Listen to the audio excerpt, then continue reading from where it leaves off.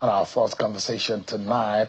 I'll take you to what has been a major controversy. The question, are those tax laws doctored? Those who saw it initially, before it was passed by the lawmakers, and in fact, it was even the lawmakers that first raised an alarm to say they've doctored the laws. Let me remind you of what the lawmakers saw and is concerned about the laws as being passed and some of the copies and the versions that are flying around. Take a listen to the lawmaker on the floor of the House. This was sometimes late last year. Take a listen. Mr. Speaker, I took my time in the last 3 days to look at the gazetted past copy, the vote and proceedings of the House of Representatives, and also went an extra mile to look at the vote and proceedings of the Senate of what was harmonized. Mr. Speaker, honorable colleagues, what I passed on this floor is not what is gazetted. Mr. Speaker, honorable colleagues, I have all the copies, but I'm coming under privilege because I was here, I gave my vote, and it was counted, and I'm seeing something completely different. You heard the lawmakers, but there's been public outrage and serious constitutional questions that have been raised following revelations by the lawmakers of alleged alterations of Nigeria's newly signed tax reform laws after concerns were raised on the floor of the House over discrepancies between the versions passed by lawmakers and those later gazetted. The minority caucus set up a fact-finding committee to probe what it described as an attack on the independence of the legislature. An interim report by that committee has now confirmed the existence of multiple versions of key tax acts, identifying contentious changes affecting tax thresholds, enforcement powers, appeal procedures, and parliamentary oversight. The Speaker has since ordered the release of the certified copies of the laws and an internal verification to restore public confidence. Joining us tonight is the chairman of the Minority Caucus of the Ad Hoc Committee on Tax Laws, Honorable Afam Victor Ogene, to explain the findings, implications for governance, and what happens next. Thank you so much, Honorable, for joining us tonight. Thank you, Sheung, and a very happy New Year. Happy New Year to you. Happy New Year to you. Good evening, Nigerians. Yeah. Are you, okay, I know that I saw you in Enugu, but are you ADC or a Labour Party? Well, you know that on a lighter note, the kind of brand of politics we play now, you can be in PDP, you're working for APC, and you're in PDP, ruffling waters.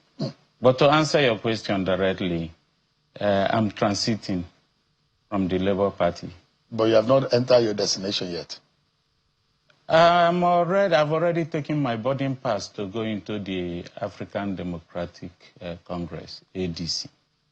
From the Labour Party? Yes. Well, it does look like there's a settlement in court now as to the leadership of the party. Are you able to reconsider your decision of exiting the Labour Party? The issues are quite clear to Nigerians. The only person that was being chased out of the Labour Party was Mr. P2B. Why do you say so? Who is chasing him? The powers that be, interest groups. Is it Governor, is it Governor Alex Oti that chased him? No, or Abure? No, Governor when Alex you say powers that be, ally. Who are the powers that be in the Labour Party that's chasing him? The people who control the executive and the judiciary. The Supreme Court, the highest court in the land, in June last year, did give a far-reaching decision in which they pronounced that the tenure of Mr. Barrister Julius Abure was effectively over, and that parties are bound to use their internal mechanisms to resolve issues. And if Abure's tenure was over, as the Supreme Court noted in that well-considered judgment, we took the CTC, certified true copy of that same judgment, to INEC with Mr. P2B, Governor Alex Oti, senators, House of Reps members, and State Assembly members to INEC. And INEC did nothing about that, only for them to issue a statement 4 days after Mr. P2B declared for ADC that Abure's tenure had long lapsed. And that was now followed up by the judgment from Honorable Justice Lifu, confirming what we already knew all along. That's why I said the whole fight was about Mr. P2B. So what you are inferring is they wanted P2B out of Labour Party. Of course. And you think that this was orchestrated? INEC is being used to orchestrate this? If we Africans, if the witch cries in the night and the baby dies in the morning, who killed the baby? What exactly are you talking about? I am saying that as soon as Mr. P2B left, they felt comfortable enough. Who is behind all of this? Who is doing this? I wouldn't know. We should be asking INEC why it took them that long to return the party to the people who should run the party. So you blame INEC for destabilizing Labour Party? They have a hand in it because in September 2024, the stakeholders of the party in Umuahia on September 4, 2024, did set up an interim National Executive Council led by former Minister Senator Esther Nenadi Usman. So why did it take INEC 1 year, 6 months to recognize Nenadi as chairman of the Labour Party? Let me leave you, since you have jumped ship and you have abandoned your home and the platform that gave you your seat in the House, let's talk about the issue of governance. So you chaired the committee to probe the alleged alteration of the tax laws, the gazetted copies. And there is a report from your committee, an interim report. It does look like there is a position identified and there are findings that your committee have come around to. What exactly how would you summarize your committee's findings? Well, first, let me react to the fact of having jumped ship. I did not jump ship. This is an election year because primaries will begin in a few months' time. And so if you stay in a place that has become toxic as a politician, you also have to look for a place, to identify with. So that is what has happened. Coming to your question regarding the alleged alterations in the tax laws. Yes, I was in my constituency on January 2nd, 2026, when I was named as chair of a 7-man committee of the Minority Caucus to look into these allegations. And we got to work, even though in your opening remarks, you said the National Assembly members remain on holidays. Even sitting here is work for me, talking about issues surrounding the National Assembly. But to answer your question directly, the committee did indeed discover that there are different versions of the Tax Act. And who has done that? We do not know. You know that by parliamentary practice, you are given either 7 days or 14 weeks to turn in a report. And that's why we have labeled this an interim report and asking the minority leadership to give us the leeway to dig deeper and find out who must have done what.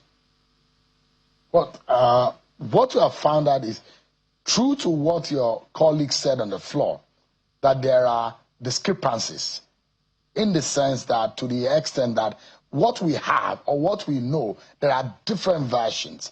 But what we should concern ourselves with is the fact that there is a tone of finality on what was passed by the lawmakers, which a lot of people will think that by the proceedings or the process of passing a law, once it leaves the corridors of the National Assembly, it goes on for the president's assent.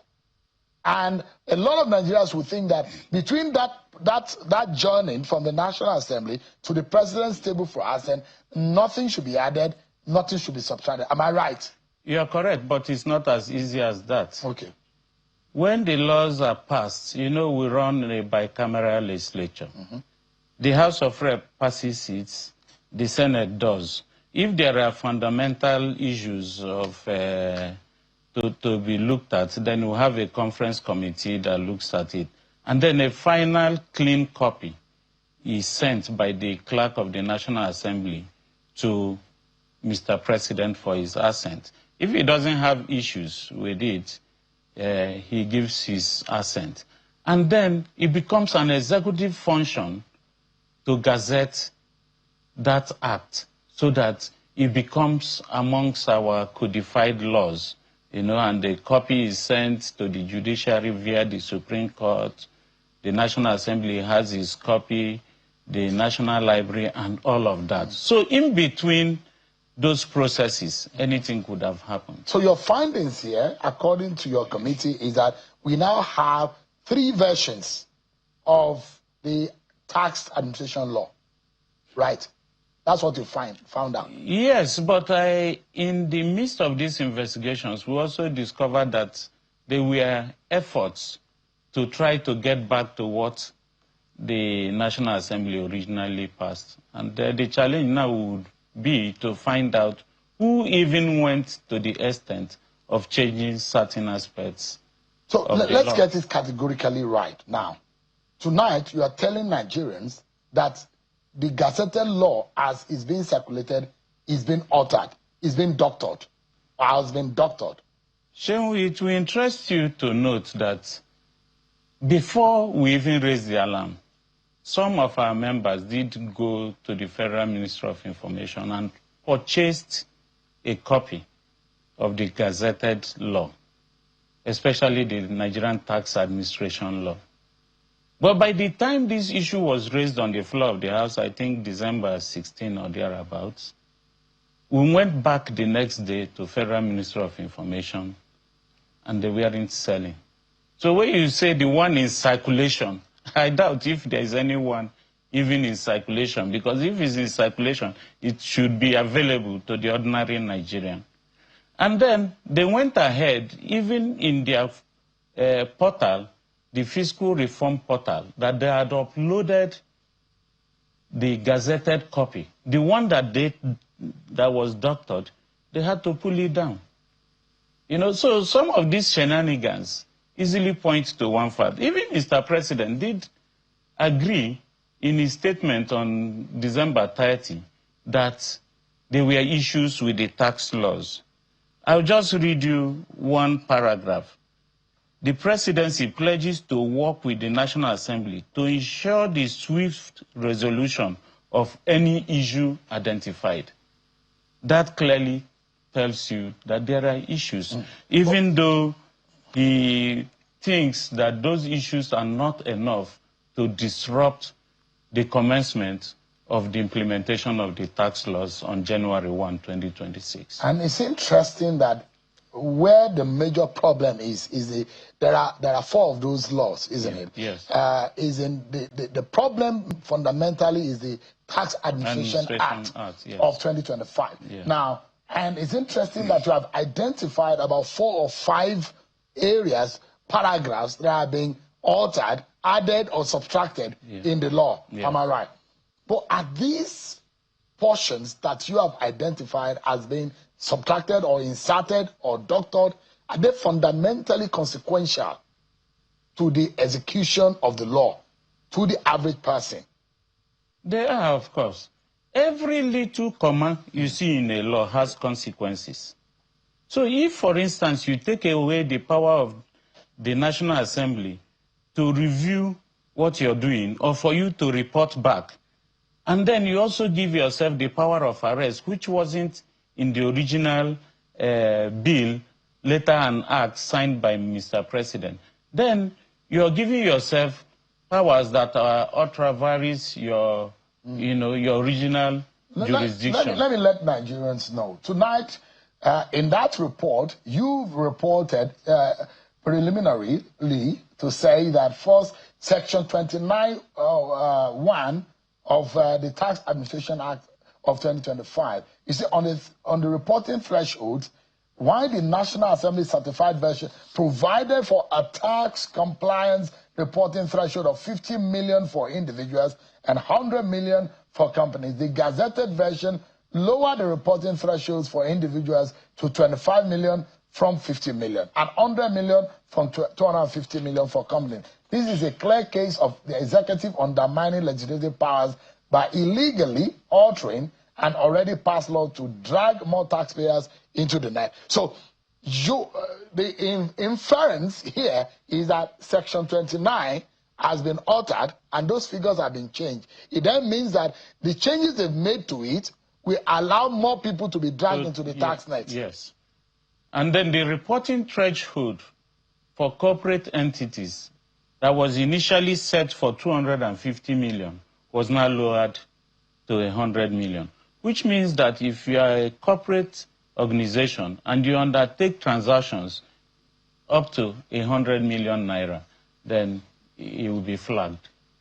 But there's this position by and there are those who find this curious. And I'm hoping that, and the reason why we're having this conversation is that Nigerians need to know, and the federal government and those who are in the first place pushing for the tax reforms are saying, to what extent? We were the one who proposed these laws. Why are we going to now alter it? It doesn't make sense, Honorable. How would you accuse the executive of altering a law in which this was an executive-backed law? No, amendment? No law comes from the executive and goes, not many laws comes from the executive and return to the president for assets the way they came. But they are saying that the way and manner, they were the one who pushed for these laws. Yeah. They were the one who pushed for the reforms. They were the ones who drafted it and pushed it for the passage of the National Assembly. Does it make sense for them to have been the one now altering it? It does. What it means is that you had made a proposal. Whatever you bring, be it an executive bill, is a proposal before the National Assembly. And when you bring it as a proposal, for instance, you want the reporting threshold to be 25 million, for instance, 50 million, for instance, and no, they wanted 25 million and we said 50 million. Now, if you go back after the act has been passed to insert your original intention, the wisdom of one man or a committee cannot be superior to the collective integrity and wisdom of 360 members of the House and 109. There are other areas they were pointed at, and this is actually very concerning. Section 64, which is the enforcement and power of arrest. Yeah. Your committee you said, and you have identified, you said, the Gazetted law illegally increased the powers of the tax authority to include the power to arrest individuals suspected of tax violation through law enforcement agencies and allowed for the sale of seized assets without a court order, which means that if Honorable Ogene is found to have breached the tax law in violations, either undercutting his reporting or his companies or his individual tax reporting or whatever, if you're found guilty, that the tax authority have the power to arrest and also to seize your asset and sell your asset without a court order. That was the intent of the alterations. So, but originally, what was the position of the law before this? Before you identified this? No, this was a clear instruction. It was not there at all. Yes. The power of arrest and all of this was not there. It was a clear instruction. Another one that you have identified is the definition of what is called federal taxes. Yes. And you said in that, it said the National Assembly certified version defines federal taxes to include income tax, petroleum tax, blah, blah, blah, and the rest. The Gazetted version removed petroleum income tax and VAT from the definition of taxes under the federal government's administration. You said in your committee's report that we consider this as an affront to the executive powers, exclusive powers of the National Assembly to make laws. That's correct. So where is now the petroleum income tax and VAT? How are they being defined? Well, that is why we said that this requires further investigations for the concerned individuals and organizations to come and give explanations to this. And these are only red flags that we have raised. And yes. Are there more? There are more, of course. You've only identified, out of the four, you only identify in one of the acts, in one of the laws, which is the Tax Administration Act. Okay, even the Nigerian Revenue Service Establishment Act. You found the issue there? Yes, the issue of oversight Why the authentic version passed by NAS, provided that National Assembly can summon, demand reports, or enforce accountability in line with its constitutional role of oversight. The altered gazetted version curiously deleted this provision requiring quarterly and annual reporting to Parliament regarding the Nigerian Revenue Services, in total disregard and disrespect of the institution of the National Assembly and the doctrine of checks and balances, an important bedrock of Parliament. So let's establish to Nigerians tonight the procedures of law for anyone who is a student of parliamentary processes will know that there are stages in the passage of laws. It goes the first reading, the second reading, the committee stages, and the public hearing. It goes back to the floor, is passed, and is being technically looked at. Then is then eventually passed. When it's passed and there is concurrence between the two arms of government, then you find a clean copy and is now being finally passed on the general floor for assent, presidential assent. So by law, whatever that is passed, nothing should be added or subtracted after that. Is that the situation? That is the contention, and that's the situation. Is that the position of the Constitution?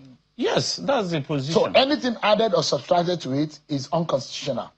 It's criminal. It's illegal. It's criminal. It has a criminal intent, and it's illegal, and should not stand. But the executive, in fact, the executive is denying that this has happened. They don't need a denial. What we need is an open and transparent investigation process. In fact, in our recommendations, one of the recommendations is that the minority caucus should, by way of motion, seek a mandate, set up a committee to review all previously passed and assented laws since this 10th Assembly. And I can wager a bet that you will find one or two that fall into this category. Additionally, some members are canvassing for a public hearing on this matter to be televised live so that the key dramatics personnel can come out and tell Nigerians what they Who are those you think should be answering questions in this sense? Sean, it might interest you that in the course of this work, we wrote to several organizations, and none besides the Director Litigation, National Assembly, who had an exchange with me regarding certain clarity that he wanted.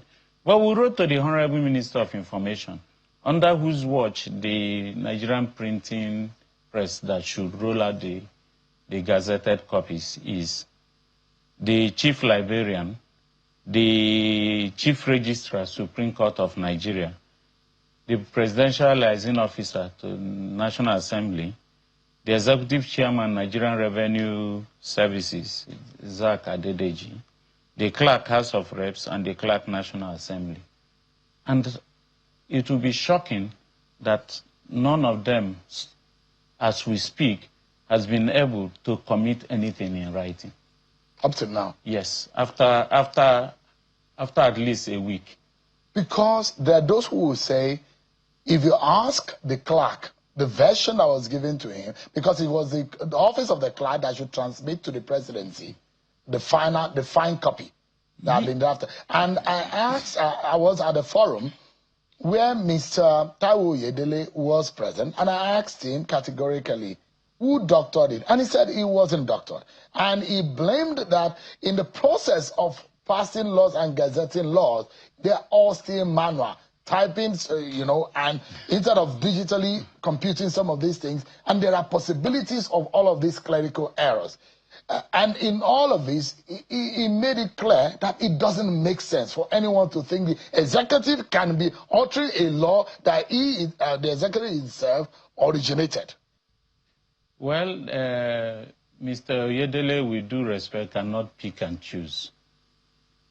This was the same man who, on Arise Television, handed a copy over to Rufai Oseni, a gazetted copy, around December 21 or 22. The same man, the Presidency tweeted, where he presented to Mr. President around December, is it December 26th? So what was he presenting? First, he presented to the journalists a gazetted copy.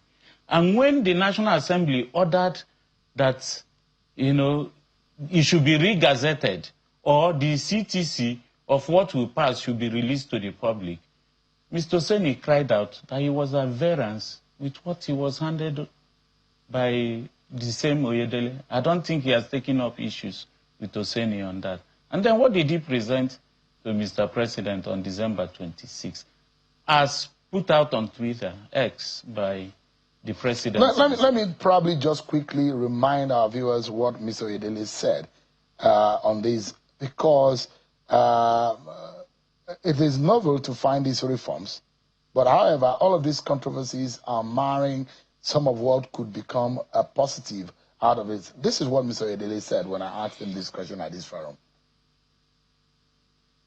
So we did not forge anything. It wasn't anything.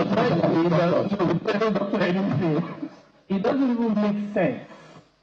When the executive were the one that drafted it, it will now be forging it. Like, what end? All those things that they learned that were forged, you're going to have to say who benefits from all of that, right? So I'm not going to make any conclusions. I'm just saying, as a nation, we should please look at that process so that we have the quality assurance. Whatever laws we enact, we can take it to the bank that this is the true reflection of what our lawmakers representing all of us have enacted. I have no issues with KPMG, they are my friends. But one thing I see I'll continue to do is, I will not say just in the interest of saying we are very receptive to feedback. We won't take anything. If you take just anything, that is not in national interest. We must put out the truth, whether it is hard, whether it is soft, whether people want it or not. Trust is not built in the moment. It's built over time. Sometimes people will know in 10 years, in 2 years, in 5 years. Let it be that when that truth is known, you were on the right path of that journey. That's Mr. Oyedele. On the final note, how do you respond? Well, I think that Mr. Oyedele still have some explanations to give to make it, make meaning. He is not a lawmaker, so he could speak the way he has chosen to speak. But he did also concede that there could be clerical errors. But the Acts Authentication Act, passed in 1961, that took effect from January 1, 1962, later codified as laws of the Federation of Nigeria in 2004, talks about certifying accuracy. Only properly passed laws that are authentic and accurate that can instill confidence in the people. So we cannot begin to, when you even alter a comma in English, it conveys a different meaning. So while two judges can give divergent views on a particular issue, but lawmaking should not convey any hazy meaning. Honorable Ogene, thank you so much, Chairman, House Minority Committee on the investigation on the alleged alteration of the tax laws. Thanks so much indeed for joining us tonight. My pleasure. I appreciate it. Thank you.